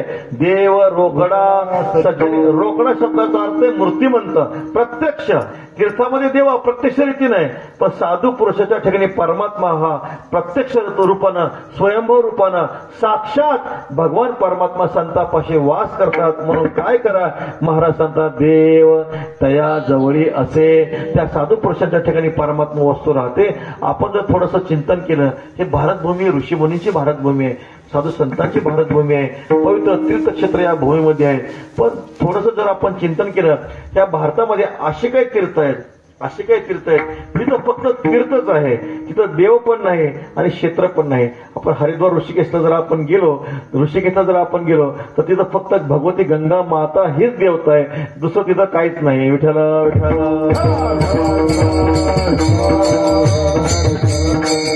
काय भूमी अशी आहे तिथं तीर्थ पण आहे, देव पण आहे, तिथं फक्त क्षेत्र आहे. कुरुक्षेत्र म्हणजे ती भूमीच मात्र पवित्र आहे. तिथं तीर्थ पण नाही, तिथं देव पण नाही. काय ठिकाणी जर आपण गेलो तर फक्त देवच आहे, तिथं तीर्थ पण नाही, क्षेत्र पण नाही. पण एक ठिकाणी जर आपण गेलो, साधू पुरुषांच्या चरणाचा जर आपण आश्रय केला तर संताजवळ देव पण आहे. संतांचे जी संत महात्मा जिथं राहतात ती भूमी क्षेत्रभूमी आहे. संत महात्मा जिथं राहतात सर्व त्रिभुवनातले तीर्थ साधू पुरुषांच्या चरणाचा आश्रय घेतात. तीर्थे तया खाया तीर्थे तया एकी पुनीत वावया पुनीत वावया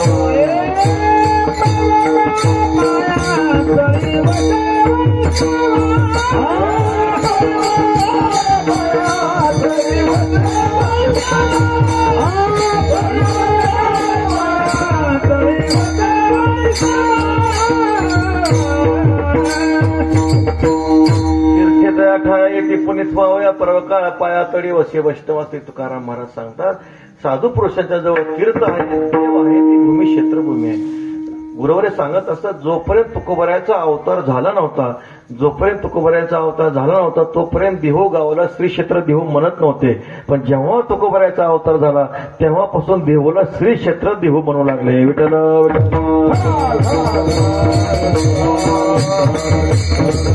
ते तीर्थ ते क्षेत्र ज्ञानोबऱ्यावर रंगत जगतीची पवित्र. जिथं संत महात्मा राहतात ती भूमी क्षेत्रभूमी आहे. जिथं संत महात्मे राहतात तिथं सर्व तीर्थ येतात. शंकर सांगे ऋषी जवळ सकाळी तीर्थे माध्यांकाळी येते पुंडलिका जवळी करीती आंघोळी वंदिती चरण तीर्थे पर्वकाळ अवघी पायापे सकळ. किंवा पुंडलिक राजाच्या चरित्रातलं उदाहरण माहिती आहे. कुकुट स्वामीच्या आश्रमामध्ये गेल्यानंतर ते तिन्ही देवता गंगा यमुना सरस्वती कुकुट स्वामीच्या आश्रमामध्ये येतात, मलिन असतात, पण आश्रमामध्ये आल्यानंतर झाडलोट केल्यानंतर दिव्य स्वरूपाची प्राप्ती करून निघून जातात. याचा अर्थच आहे सगळे तीर्थ साधू पुरुषांच्या चरणाचा आश्रय घेतात. जिथं संत महात्मे आहेत ती भूमी क्षेत्रभूमी आहे. जिथं संत महात्मे राहतात ती भूमी तीर्थभूमी आहे. आणि जिथं संत महात्मे राहतात ते साक्षात पांडुरंग परमात्मा वास करतो. नामा म्हणे देवा चला तया ठाया विश्रांती घ्यावया कल्पवरी. किंवा तुका म्हणे जेथे वसे भक्तराव तेथे ना दे देव संदेह नाही. जिथं भक्त आहेत तिथं परमात्मा राहतोच राहतो. विठ्ठल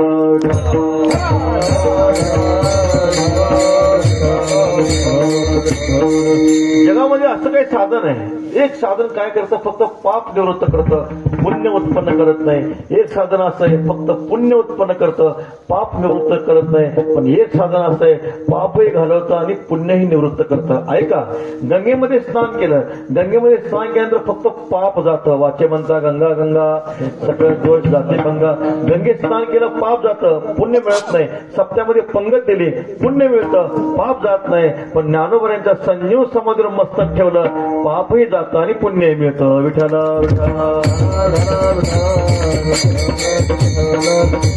पुण्यवंत व्हावे घेता सज्जनाचे नावे किंवा तुका म्हणे पापे जाते संतांच्या जपे. अत्यंतिक दुःखाची निवृत्ती आणि परमानंदाची प्राप्ती ही दोन्ही फल साधू पुरुषाच्या दर्शनामध्ये होत असल्यामुळं तुकाराम महाराज सांगतात देवतया जवळी असे पाप नाशी दर्शने. एकदा मोठ्या प्रेमानं श्री पांडुरंगाचं मुखाने नाव आणि हाताने टाळी. विठोबा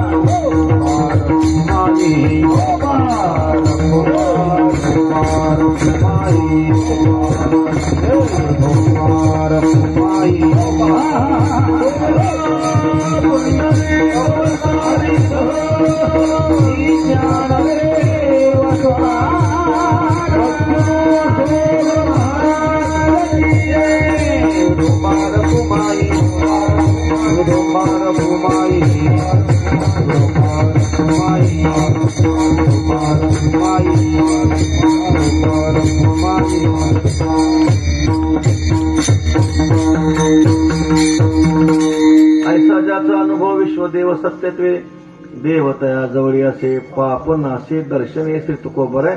साधू पुरुषाचा अनुभव आपल्या पुढे प्रकट करतात. साधू पुरुषाची अनुभूती अत्यंत महत्वाची अनुभूती आहे. त्यांची जी काही क्रिया असते मी स्तोत्रच सांगून गेलो जयाचे लिले माझे नीती जियाली दिसे. अशा साधू पुरुषांचा स्वभाव, अशा साधू पुरुषांचं बोलणं, अशा साधू पुरुषांचं पाहणं, अशा साधू पुरुषांचं चालणं, त्या चालण्यामध्ये बोलण्यामध्ये एक त्यांची एक लोकोपकारक क्रिया ठरली जाते. त्याच्यातून सर्व जगाचा उद्धार होत असतो. अशा महापुरुषांचा सहज भाव काय आहे श्री तुकाराम महाराज अभंगाच्या काम क्रोधाना ही चाले काम क्रोधाना ही चाले काम क्रोधाना ही चाले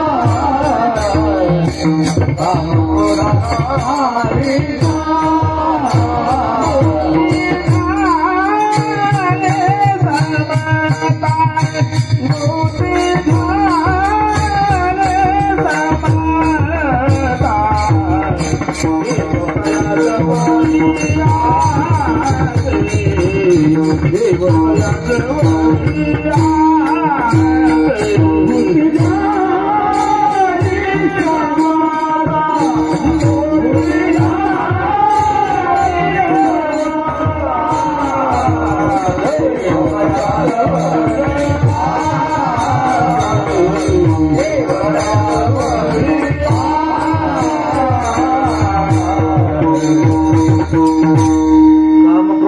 नाही चाली भूती झाली समता. स्वभाव असे तुकोबऱ्या साधू पुरुषाचा महिमा सांगतात. काय ते साधू पुरुषाचा महिमा आहे? काम क्रोधा नाही चाली भूती झाली समता.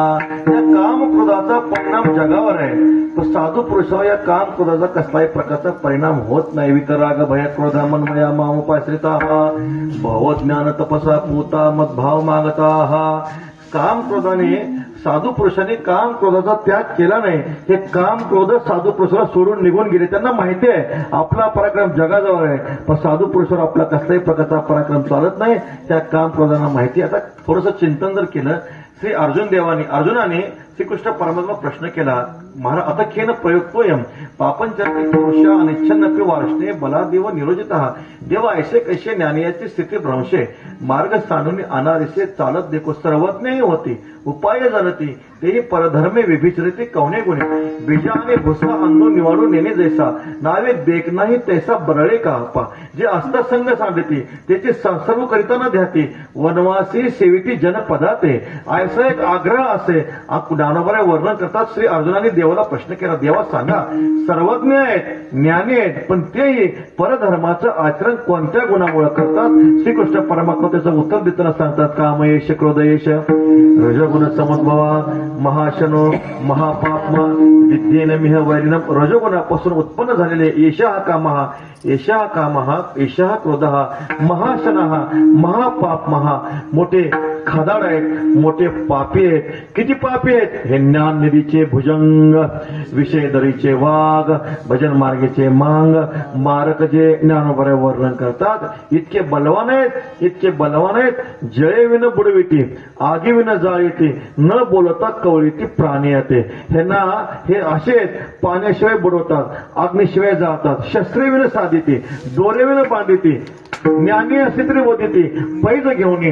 ज्ञानोबऱ्या म्हणतात यांना जर भूक लागली जयाची भुकेली आमिषा हे विश्व न पुरेची घासा. यांना जर भूक लागली तर हे विश्व नाश्त्याला पुरत नाही. नाश्त्याला याची भूक किती मोठी असेल विचार करा. असं असतं हे काम क्रोध आहेत, पण या काम क्रोधाचा परिणाम जगावर आहे, पण साधू पुरुषावर काम क्रोधाचा कसलाही पराक्रम चालत नाही. एक नाथ महाराजांचा येडका आहे. येडका मदन तो केवळ पंचानन. नाथ कसं आहे? गळक मारिले शंकरा ब्रह्मयाचा केला मातेरा इंद्रचंद्रा दरारा लावेला जेणे तो केवळ पंचानन. पहा दुर्धना मारिली गदा रावणाचा केला चेंदा. सगळं मारलं. रावणाधिक असतील दुर्धनाधिक असतील सगळ्याचा नाश या येडक्याने केलेला आहे. पण शुकदेवाने ध्यान धरून येडका आणला आकळून एका अजनादने चरणी बांधलेला जेणे तो केवळ पंचानन. यातून फक्त 4च महापुरुष जन्माला आले. त्यांनी काय केलं? येडक्याला बांधलं. पहिले महापुरुष आहेत भगवान शुकाचार्य मुनी. दुसरे महापुरुष आहेत पितामह भीष्म. तिसरे महापुरुष आहेत कार्तिक स्वामी. चौथे महापुरुष आहेत पवनपुत्र हनुमान. विठ्ठल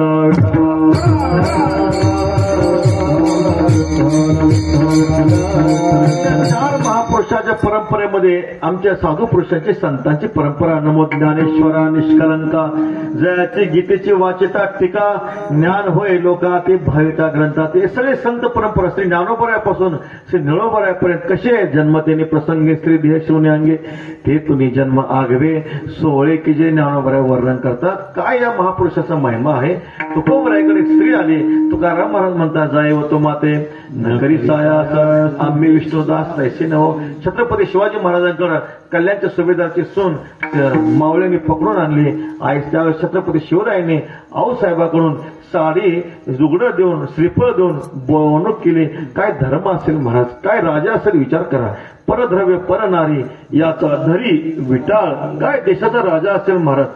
आईसाहेब म्हणून अशा प्रकारे आऊसाहेबाकडून बोवणूक केली. एकदा काय झालं अमेरिकेमध्ये स्वामी विवेकानंदांनी सुंदर भाषण केलं. स्वामी विवेकानंद 32 वर्षाचे 22 वर्षाचे तरुण ब्रह्मनिष्ठ ब्रह्मचारी संन्यासी होते. ब्रह्मतेज होतं. एक माता माऊली आल्या नमस्कार केला सुंदर प्रवचन केलं. म्हटले माझी एक इच्छा आहे म्हणे माझी इच्छा आहे तुमच्यावर विवाह करण्याची माझी इच्छा आहे. स्वामी देवीला विचारलं माते अशी इच्छा का निर्माण झाली? त्यावेळेस त्या मातेने माऊलीने सांगितलं म्हटले महाराज तुमच्यासारखा बोलणारा पुत्र निर्माण व्हावा एवढीच इच्छा आहे. त्या स्वामी विवेकानंद म्हणतात बाई आपलं लग्न झाल्यानंतर माझ्यासारखा मुलगा बोलणारा होईल का नाही सांगता येत नाही. मलाच मुलगा मान ना. विठ्ठल विठ्ठल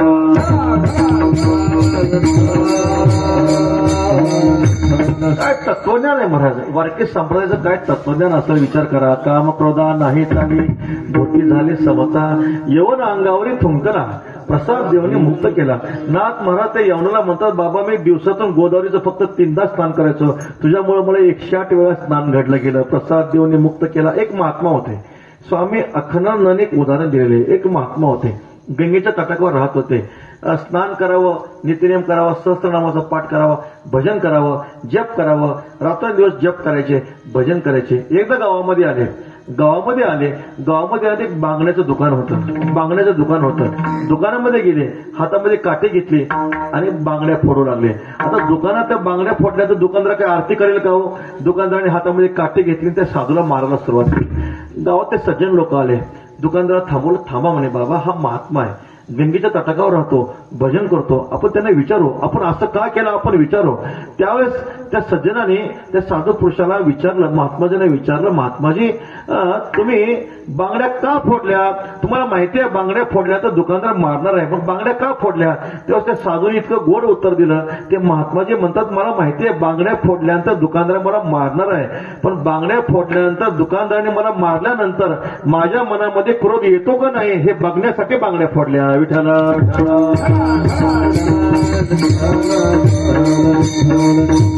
तुकोबरे सांगतात, काम क्रोधा नाही चाली, भूती झाली समता. काम क्रोधाचा परिणाम जगावर आहे, पण संत महात्म्याने काय केलं, त्या विकारावर काम क्रोध बंदिखानी तुका म्हणे दिले दोन्ही, इंद्रियाचे धनी आम्ही झालो बोलावी. आणि संत महात्मे इहे व ते जित सर्गो येशाम साम्य सितम मनः, विद्या विनय संपन्ने ब्राह्मणे गवी हस्तिनी, शुनीचे व शोपाकेचे पंडित समदर्शिन.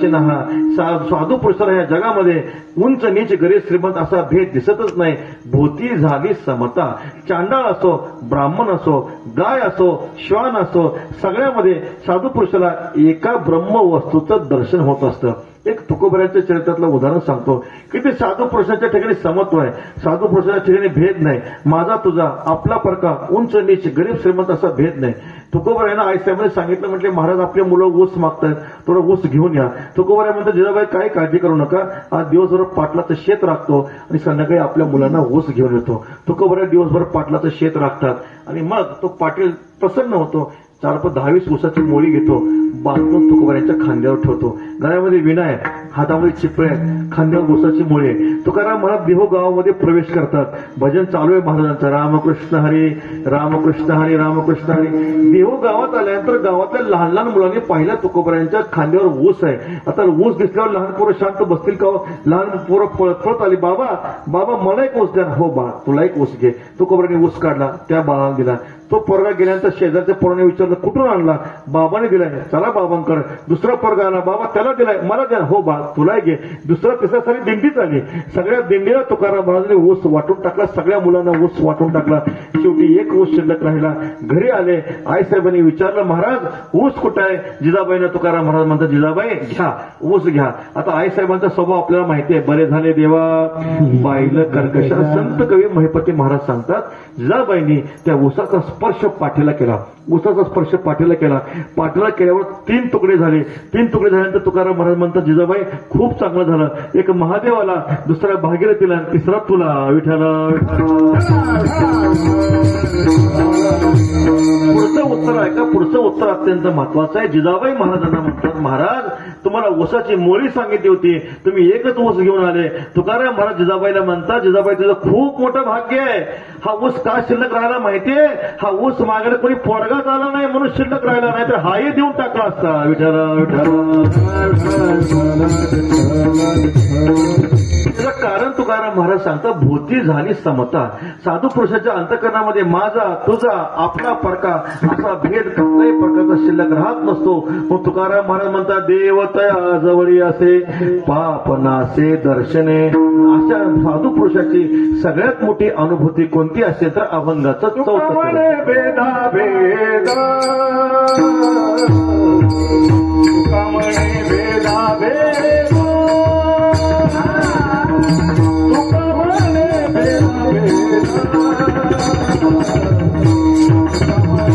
भेदा भेद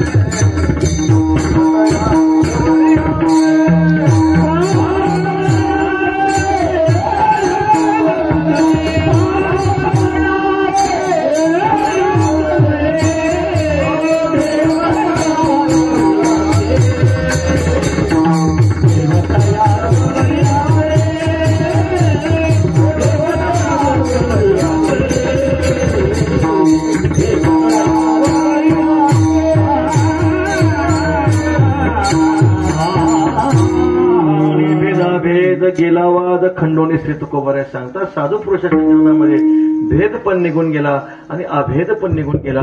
शास्त्रदृष्टीने आपण चिंतन करता भेद हा दुःखाला कारणीभूत ठरत असतो. महाराज सांगतात दुजे जवळजवळ घडे तो संसार भय जोडे. मनुष्याने द्वितीयच वय भयम भवती. मनुष्याने भेद केला रे केला, भेद केला की माणसाला दुःख भोगावं लागतं. म्हणून मनुष्याने कधी भेद करू नये. महाराज सांगतात दुजे जवळजवळ घडे तो संसार भय जोडे. म्हणून जो काही भेदाचं चिंता करत असतो शास्त्रामध्ये 5 प्रकारचा भेद सांगितला. जीव ईश्वराचा, जीव जडाचा, जीव जीवाचा, ईश्वर जडाचा आणि जडा जडाचा. हे 5 प्रकारचा भेद साधू पुरुषाच्या अंतःकरणातून निघून गेलेला असतो. ईश्वर जीवाचा भेद निघून गेला म्हणजे तुकाराम महाराज सांगतात दुर्पणीचे दुसरे भासे परिते असे एक ते. आरशामध्ये जर आपण प्रतिबिंब पाहिलं तर बिंब आणि प्रतिबिंबामध्ये काय भेद असतो का हो? आपलं प्रतिबिंब आरशामध्ये पडत असतं. दर्पणीचे दुसरे भासे परिते असे एक ते म्हणजे ईश्वर आणि जीवाचा भेद गेला. म्हणजे मी कोण आहे? मी साक्षात परब्रह्म आहे, मी वासुदेव आहे, मी ब्रह्म आहे अशी अनुभूती आली रे आली. ईश्वर जीवाचा भेद निघून गेला. जीवाचा भेद तरी राहिला का हो? मुंग्या आणि राव आम्हा सारेकाची जीव जीवाचा भेद गेला. जीव जडाचाही भेद गेला. वेळेची असणारी मर्यादा आहे. नामदेव यांच्या चरित्रातलं गोड उदाहरण आहे. दामू शेट्टींनी नामदेवाने सांगितलं नामामध्ये चांगला व्यवहार करा. हे कपडे घ्या आणि चांगला व्यवहार करा. आता नामदेवराय म्हणतात चांगला व्यवहार कोणता आहे हो? चांगला व्यवहार म्हणजे भजन करणं हा चांगला व्यवहार आहे. बाकी सगळं खोटे म्हणले नामदेवराय. नामदेवराय सगळे कपडे गेले, एका डोंगरावर गेले. नामदेवराय पाहिलं मोठमोठे धोंडे होते, शिळा होत्या. नामदेवराय म्हणतात बघा ह्या शिळा ऊन सहन करतात, पाऊस सहन करतात, थंडी सहन करतात. आपण काय करू? हे सगळे कपडे ह्या धोंड्याला घालू म्हटले. मग ते सगळे कपडे घेतले, फेटा घेतला, सदरा घेतला, धोतर घेतलं, सगळे त्या दगड जे जेवढे दगड होते सगळ्या कपडे घालून टाकले. 1 तासामध्ये 2 तासामध्ये घरी आले. चांगला व्यापार केला, खूप चांगला व्यापार केला. काय चिंता करू नका. सगळे कपडे संपले. दामू शेट्टीला वाटलं काय मुलगा आहे म्हणे पहा. एका दिवसात सगळे कपडे संपून टाकले. आनंद वाटला. पैसे कधी मिळणार? 7 दिवसात पैसे मिळते म्हणले. जामीन कोण आहे? नामदेवाने एक धोंडा आणलेला असतो. जामीन म्हणून धोंडा आणलेला असतो. तो तळघरामध्ये ठेवलेला असतो. काळजी करू नका. त्या जामिनाला तळघरात डांबून ठेवले. 7 दिवस पैसे नाही दिले त्याच्यामुळे आपण पैसे वसूल करू म्हटले. आता 7 दिवस झाले, 15 दिवस झाले, महिना झाला, कोण पैसे आणून देणार हो? दगडाला कपडे घातले होते, कोण पैसा आणून देणार? दामू शेट्टी नामदेवरांना म्हणतात अहो नामदेवराय कुठेच पैसे आपले? 15 दिवस झाले, महिना झाला, पैसे कोणी दिलेच नाही. काळजी करू नका बाबा. त्या जामिनीला विचारतो म्हणले. जामिनीचं नाव ठेवलं असं धोंडोबा.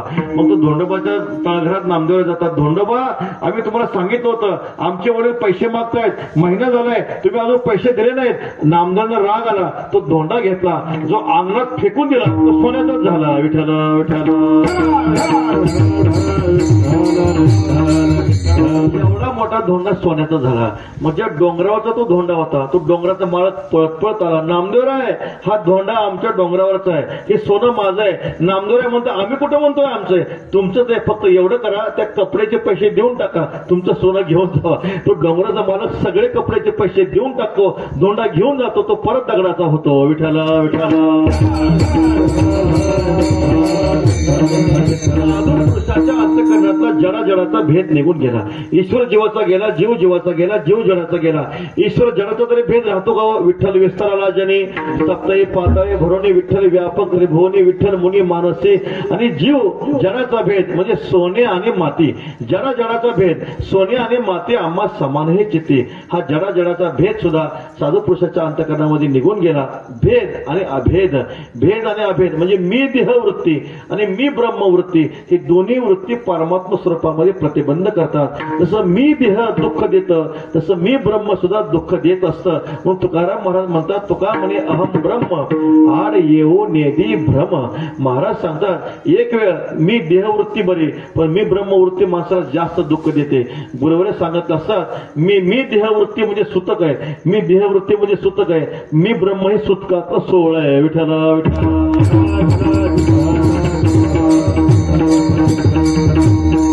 पूर्वीची कथा ऐकली असेल, एक मनुष्य होता, लग्न झालं पण दुर्दैव असं, एका लग्न झाल्याची मुलगी पत्नी होती, ती बंगाली विद्या शिकलेली होती. ती आपल्या मालकाला म्हणायची, महाराज तुम्ही स्वयंपाक करणार तर तुम्हाला कुत्रा करते, भांडे घासायला तर लांडगा करते. आता 6 महिन्यामध्ये तो असा रोड झाला.